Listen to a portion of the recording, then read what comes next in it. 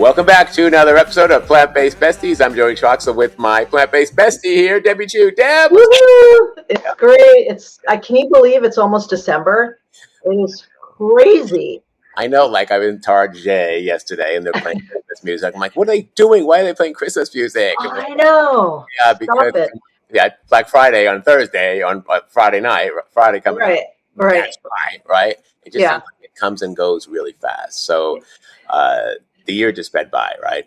It did. And, we were talking about what we're going to do in December. And I think we're going to end season 1 of our podcast with this podcast or video, whatever, depending if you're listening or watching. And season 2 will start at first of the year, all fresh. Yes, Deb, we started this in April, kind of an idea that you and I had, and we're like, we're bored with ourselves. What are we going to do? Let's be podcasters. Okay, let's be podcasters, right? So now we're podcasters. And we were just throwing this together, and we're like, we'll figure it out as we go. And we started in April, and we've released, this is our 19th episode. Right. Pretty valiant effort, I think. And then we've had almost 1,800. Yeah. By the time this comes out, it'll be 2,000 downloads, right? Yeah, we've had special guests and, and when I listen, I'm like, oh, wow, 2,000 downloads, but I don't even know what to compare it to, right? Like, because I don't really think about podcasting. I know it's hard to believe, but we're just kind of we're faking it till we make it, right? Right. So I don't know if that's a good number since April or not, but to me, like the fact that 10 people downloaded our podcast and listened, I would have been excited, right? Don't you think? Exactly. Yeah, totally. And I think, every week people are downloading, so we're reaching people, so that's good. That was what we wanted, was to be able to help people and reach a different audience with our podcast. And I really think it's unique that we're a couple of lovely looking aging vegans, right? That which we're really not hitting. No one's hitting that market. I mean, we want to, right? But it's us, so we jump right in. And I feel like we really hit an area that's really not covered. So yay to us, and happy 2025 ending to us. I think we've really been considering you and I both have weekly. You have 2 times a week videos coming out. I think this is a big commitment, and I'm really proud of us for doing it. So yeah. Okay. And we still like each other. Yes, and we're still even more. We're still best friends. Yeah. And we have a lot coming up in 2026, and we're going to see each other possibly in March. So that sounds exciting. And I'm looking forward to that. Yeah, for sure.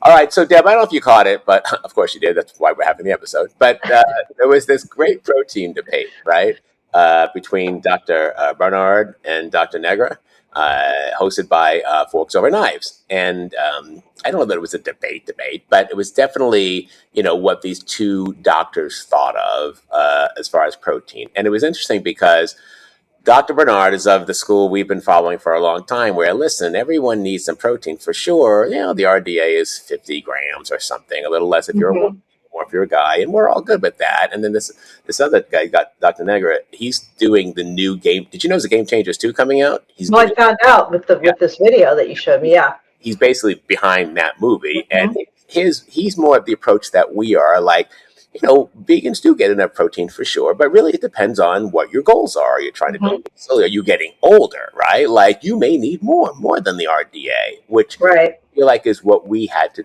learn ourselves. So that's kind of the gist of what's happened. I'm going to hit some points here that I wrote down, and we can discuss that, and then we'll have a clip or 2 and kind of do a summary at the end. All right?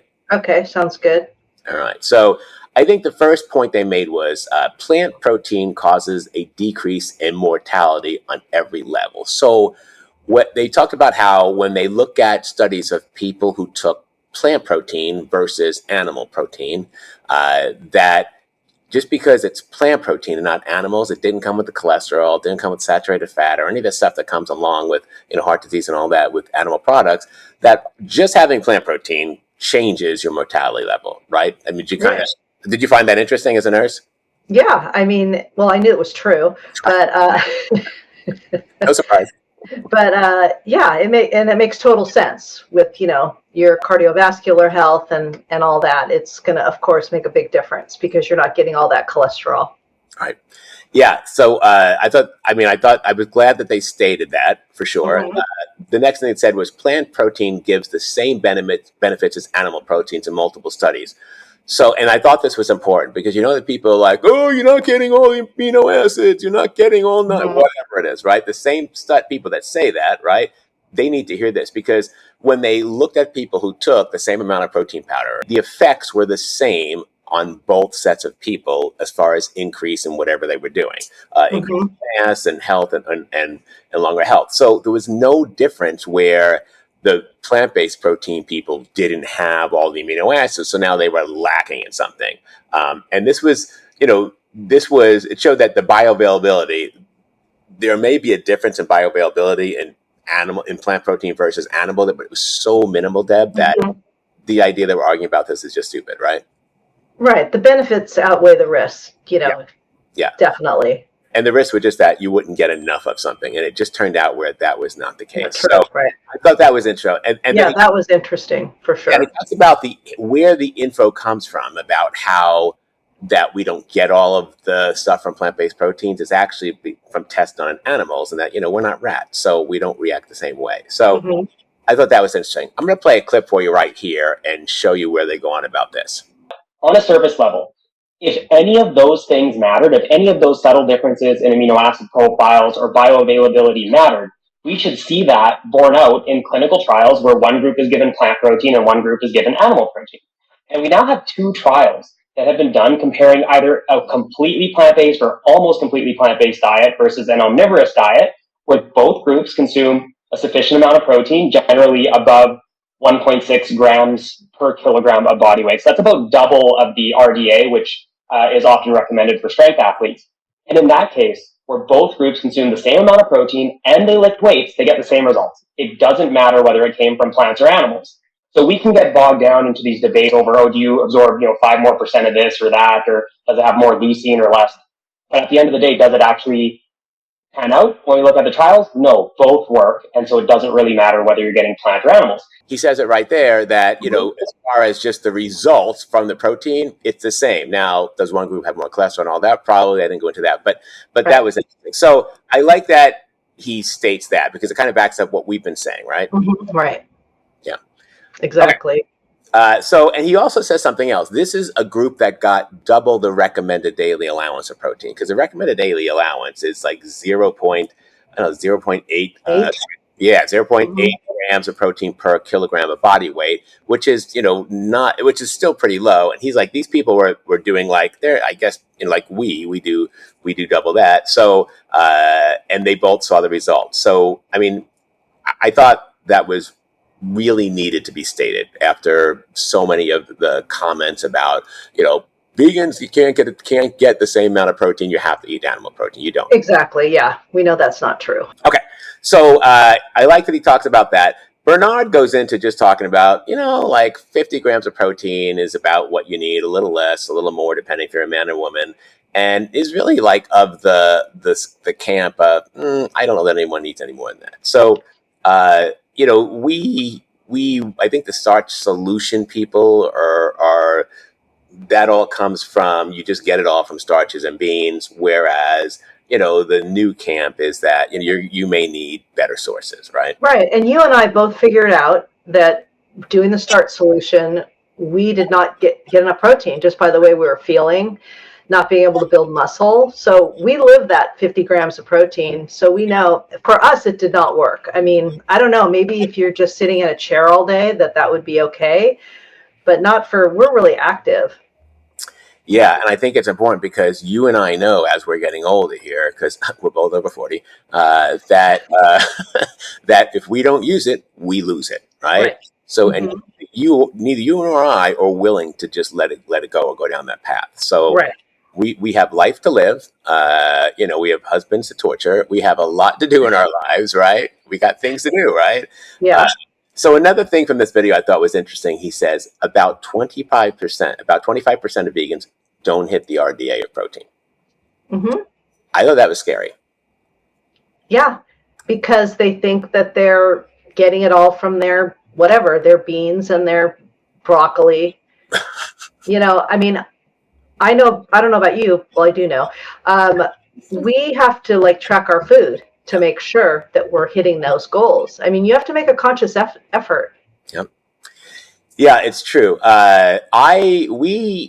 There's definitely protein in all plant foods, and we know Of that, right? course. But Yes. you and I, when we had to change our channels to be more protein focused, we immediately got backlash from people going, "You don't need all that protein, right?" And Mhm. those are the people that are like not getting enough to start with. And there's all sorts of problems later on as you get older that you can't reverse if you went down that path to start with. So the idea that 25% of vegans don't get enough protein is scary. Remember, we just did we did another episode where we looked at a debate where one of the doctors, I forget who it was talking about this, and they talked about how it was Berman, right? yeah, guy just podcast with his daughter, right? How we're not getting enough protein, right? Remember, he said in that, like, there's more chance of a hip fracture for vegans who don't get enough protein. Like, and so we're finally, like, the plant-based doctors are finally saying, hey, it's okay to admit that we need more protein, right? Right. And people are still scarred from that. They're all still like, no, we've been told that there's enough protein in beans, we're good, right? Like, we're not flexing. And you and I were like that. We weren't flexing, and then we had to. So Exactly. And they think that, you're going to kill your kidneys, and it's like, if you have healthy kidneys, you're going to be fine, yeah. So another thing I got from this was that, as far as sources of protein, they asked both these guys, what's the highest source of protein? Let me surprise you. People are going to say, what's the greatest high protein food? And I'm going to say, it's broccoli. And now, wait a minute, how could that possibly be? Well, if you think about it, cows and other animals are eating plants. They're not eating tofu. How are they getting all that protein? Well, broccoli is about 1/3 protein. It's extremely low in calories, but about 1/3 of the calories are just protein. So if you ate a lot of it, you get lots and lots and lots of protein. The disadvantage is it's low in calories. It's the advantage and the disadvantage. So to really get a lot of protein, you have to eat a lot of broccoli. Now, broccoli has a respectable amount of protein for what it gives you. It does, right? Which is really cool. But, you'd have to eat 2,000 calories in broccoli to get 140 grams of can you imagine your stomach and how, like, just no one would want to be around you with all that Well, broccoli. and he even says that. He says you're not going to eat just Right. broccoli all day long. But, yeah. Yeah, but his first go-to is broccoli, and then he goes into lentils and beans, which you would expect, right? Because he's of that school where you can't leave out your carbohydrates. Let's get all those in with our protein, right? He sees, depending on your calories. Remember when we had Forrest on here, Forrest Nash, and he cuts at like 3,000 calories. If you have 3,000 calories, beans are your protein source, right? Like, Yeah. what do you got to worry about, right? You got 3,000 calories, so. But if you don't have 3,000 calories spent, if you got 14, beans are not your protein source. So I like that Dr. Nagra goes into, the first thing he says is seitan. Something I mentioned earlier that we could throw in here is seitan. So seitan, for those who aren't familiar, the primary ingredient is a wheat protein, vital wheat gluten, and it's really good as sort of like a meaty substitute. So for people who want something that has that similar maybe kind of texture, it's not exactly the same, but somewhat comparable. And in fact, it's used in a lot of plant-based meat alternatives these days. That's great. And just a single ounce of the vital wheat gluten provides 20 grams of protein and only 105 calories. That's extremely protein dense. I like that we're seeing this old way of thinking versus the new way of thinking. I mean, don't you kind of get that? Oh yeah, definitely. It's becoming more and more prevalent that people are discovering this, and doctors are saying it, which is nice to hear. For sure. And I mean, they also both go into talking about, Dr. Nagra goes into TVP and some of the other things. He also says that vegans that are eating high protein foods like TVP and seitan have a much lower risk of not getting the recommended daily allowance of protein because they're so high in protein, right? And I can't imagine, like, Dr. Barnard was like, well, if you can have 2,000 calories in lentils in a day, right, and then you would have 147 grams of protein if you eat darker lentils, which is true. But that's all you would eat that day. It's just lentils, right? And that's a lot to eat to get 240 grams of protein, 150. If you could have 6 servings of seitan and get that also, which would be a lot less food. So it really depends on what your goals are, I guess. But if you're eating, like you and I are doing TVP, I'm doing seitan, you're doing the high protein tofu, right? The fava bean. Right. We're definitely going to hit the RDA for sure. Yeah. Oh, I have no problem hitting the, whatever that 50 grams, Yeah.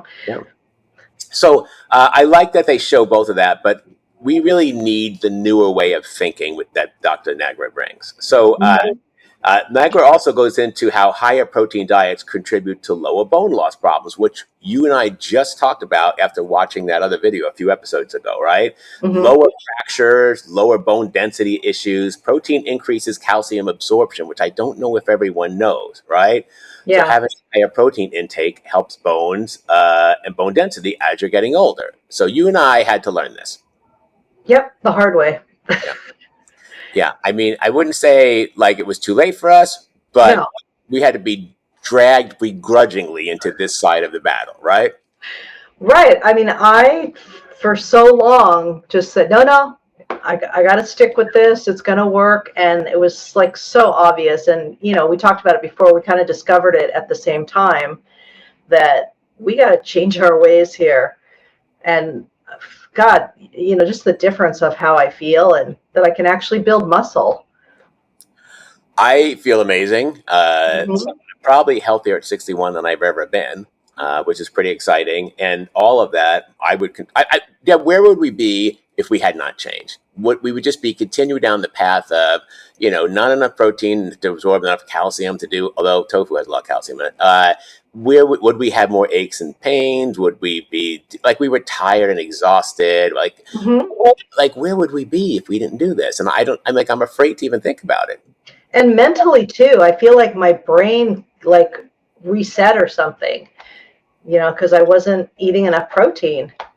Yeah, we definitely have more energy now and more fuel to do things. To work out. Yeah. Right. That's the other thing. Right. For sure. Yeah. So Nagra also talks about another study where they looked at these 7-day Adventist people in these populations. That's when they looked at people like that who were getting like 70 grams of protein a day, which is above the RDA of 50 or whatever. Right. That they had a higher chance of hip fractures and those getting more protein, more vegan protein. And that's above the 50 grams of right. Yeah. That's scary, don't you think? Yeah, definitely. If people are believing that, that's really scary. Yeah, for sure. Anytime something's on the floor in my classroom, I always tell my students, can you pick that up? I can't bend down. I could break a hip. Right. And they're like, what? I'm like, no, seriously, you never know. Right. That's kind of scary that they're above that. And,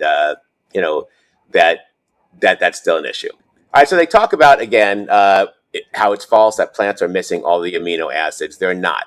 And they do talk about what's actually missing one of the amino acids. And it's what's the thing that everyone's doing? It's collagen, right? Collagen's missing, doesn't have all the amino acids in, I guess. And it makes sense. Collagen is from meat products. It's from animals. If you are buying vegan collagen, you're buying something that's supposed to spur more collagen production from your body, but it is not collagen. There is no collagen, right? Right. I don't know if people know that, but it's animal products, and that does not have all the amino acid profile. So I thought that was really interesting. Both doctors agree that you cannot have too much plant-based protein. They both agree that when if you have too much animal-based protein, you start having liver problems, I guess, right? And that is not a problem.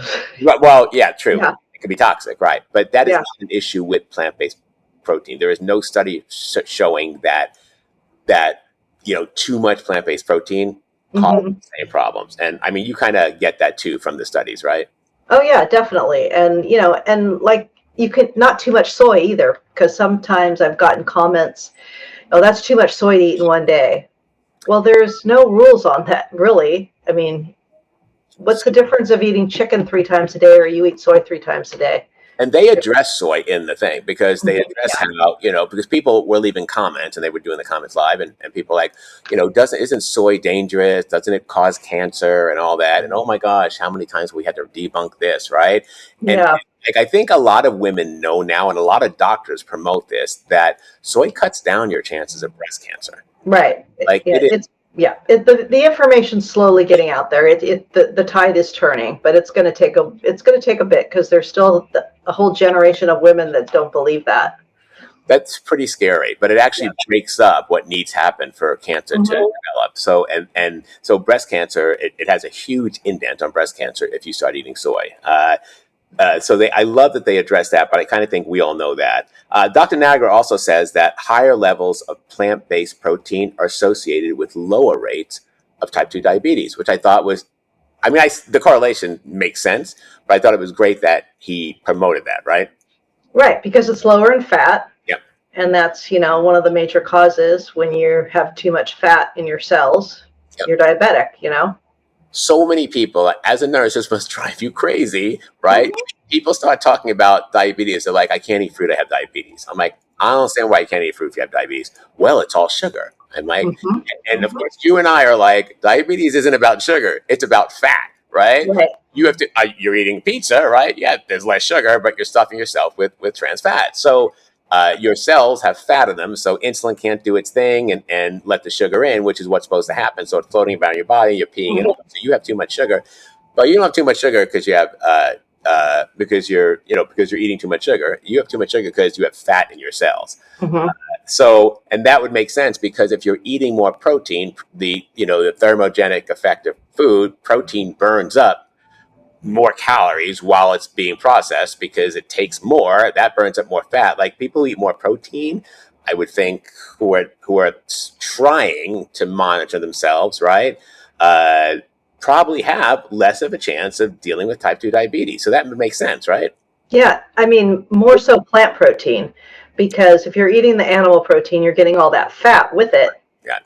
And it was interesting. I was telling you that I had a family member that was in the hospital, and the cardiologist was telling him to eat the Mediterranean diet. Oh, so, no, you didn't tell me this part. No, I can't wait to hear this. Go. Yeah. Yeah, so I'm like, what? For cardiac? Okay, so I Googled, like what's in a Mediterranean diet, and it's like, olive oil and meat and even cheese was in there. Yep. Like 1 to 2 servings of dairy a day and nuts and all this stuff that's really high in fat. Yeah, I know nuts are healthy, but it's like somebody that has heart issues should be on a plant-based diet, and I'm going to take my brother-in-law to the store. I'm going to have little cooking classes with him to help him, he's probably not going to give up meat, but we're going to get him more on a plant-based diet, and he's all excited about it. So you don't have to stop doing what you're doing to make a change. Right. You can start exactly. You and I were probably not going to give up meat at one point, right? Right. And exactly. Then we are. So Right. Also, Deb, he needs like a masculine figure on the internet to guide him through this. Tell him I'm here. All right. Just let him know. Right. Okay. So I obviously I think the thing with the Mediterranean diet, here's the thing that I get out of it. The Mediterranean diet has a lot of vegetables and a lot of grain. Right. And I think it's healthier than most diets in spite of the olive oil and the fat, right? Right. That's a fair point. Yeah. Yeah. So I think to that point versus a carnivore diet or something like that, sure, it's a much better deal. But you can easily overdo it with all the fat and all that stuff. Right. All right. So Deb, I'm going to give you my summary of what I got out of this. So I feel like they both agree that we need protein, which is kind of wasn't talked about during, I think during the Starch Solution era. They both agree that you can't get too much protein on a plant-based diet if you eat plant-based. They see it differently on how you can get it. I don't think Dr. Barnard really stresses enough that normal or his versions or his sources of vegan, what he recognizes as vegan protein, come at a high caloric price, right? But depending on depending on who you are, that may work for you. But for the rest of us, Dr. Nagra is saying it like it is. So I think moving forward, if people are starting this lifestyle, they've never tried, either doctor's like prescription of how they do this. Dr. Nagra is probably where you want to go if you're trying to build muscle. Right. I agree. Yeah. I agree. I think Dr. Barnard, if you're on a standard American diet and you go over to the way he's suggesting, then that's great. Yeah. But at some point, you're going to want to build muscle, and especially if you're over 50 or over 60 like us, and you're really going to have to focus on that. I did like Dr. Nagra. I like it. Well, he's a naturopath, and I'm all about naturopaths. And it's funny because Dr. Barnard, in his book, I can't remember the name of it, but it was about your body and balance, I think. Body and balance. And he talks about soy and tofu and all that, and how it is protective. So he is on that team too. So, but I think most of us nowadays are learning that we need to eat more protein because we need to build muscle to be healthier, just for longevity, to reduce our hip fractures and all that.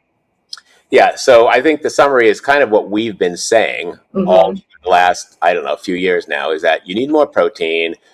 You want to be a healthy, long life vegan, and it's not happening unless you are absolutely aware of what you're doing. I thought this debate was a smart move for Forks Over Knives, because I think they've gotten a lot of flack over the last few years about, Barnard is definitely in their camp, right? And recently, of course, in the great oil debate, they kind of loosened up on, hey, maybe, littable spray oil is not that bad, right? It's not going to kill you. You need to focus on other things. And they're kind of slowly releasing their hold on some of these things that they've been on. And I think it really shows the transition from old school of thought to, hey, here's kind of the new progressive way that we're doing this. So I think it was smart on them to show this, this difference of opinion between the two of them.